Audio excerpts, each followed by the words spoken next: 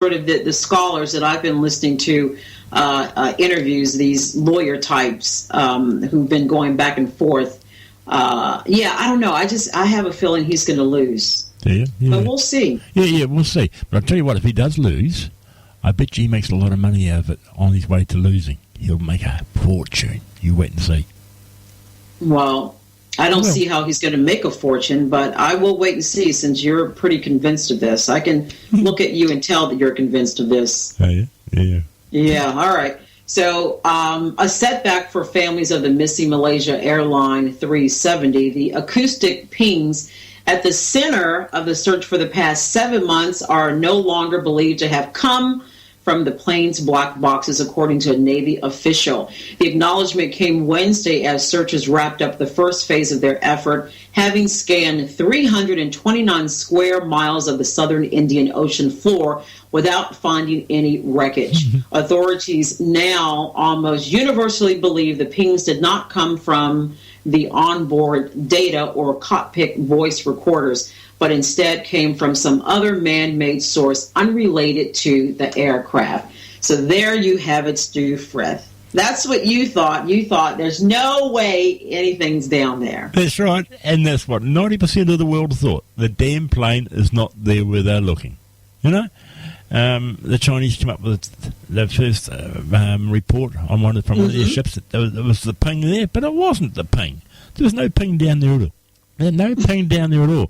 It was the Chinese sailors down in the bottom deck playing ping pong. It really was.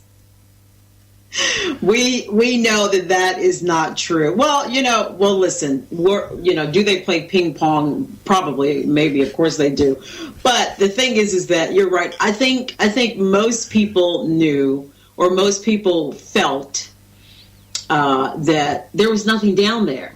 That there was absolutely nothing down there. So where we're going to go from here, I have no idea. And again, I think that this is going to be a case of Amelia Earhart, whose plane went down in the Bahamas decades ago, and we haven't been able to find her or that airplane. I just tend to think that this is going to be the exact same situation. I think it's always going to be a mystery. Yep.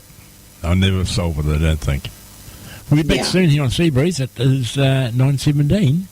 Hi, this is Mark Raven, a news and traffic reporter in the United States, and my day can't start properly unless I'm listening to Stu and Victoria every morning right here on Seabreeze FM.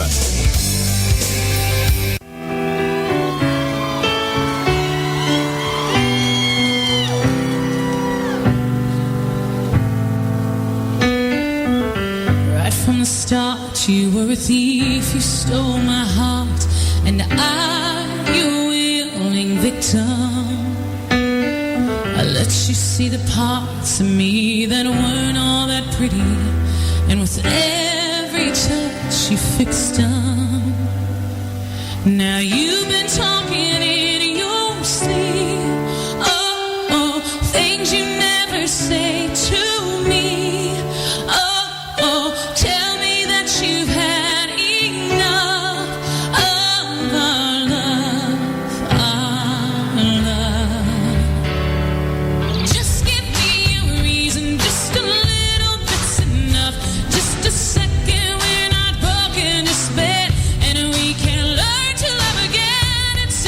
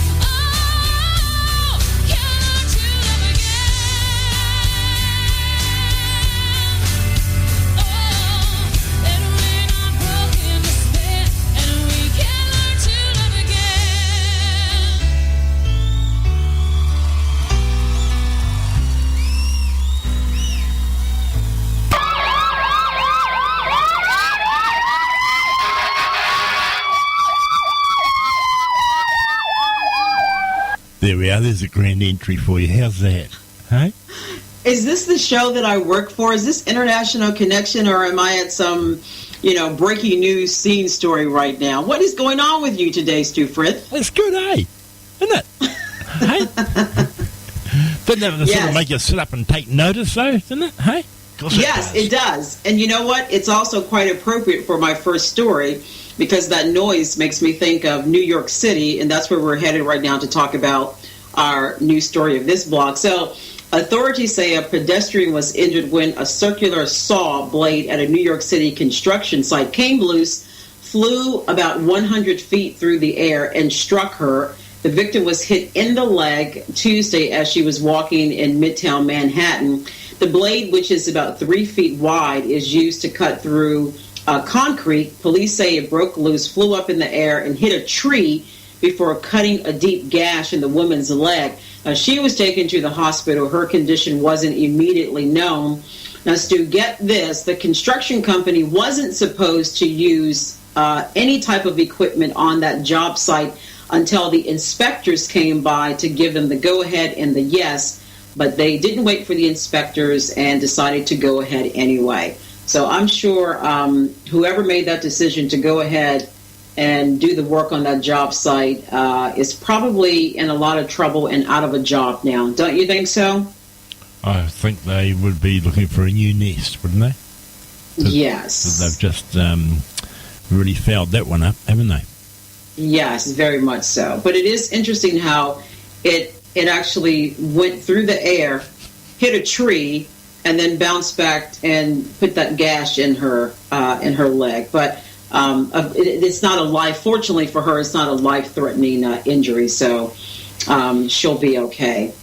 Stu, I'm sorry to read this next story to you because, anytime I talk about New Zealand, it's always good. It's always positive. And I have to admit, deeply inside, I'm always a little jealous and envious of your country because you always get these, awards for being the happiest and, the most adventurous. So, you guys always get all the awards. But today, I don't know if you're going to like what I'm about to say, but because I'm a professional, I will read this story. So here we go.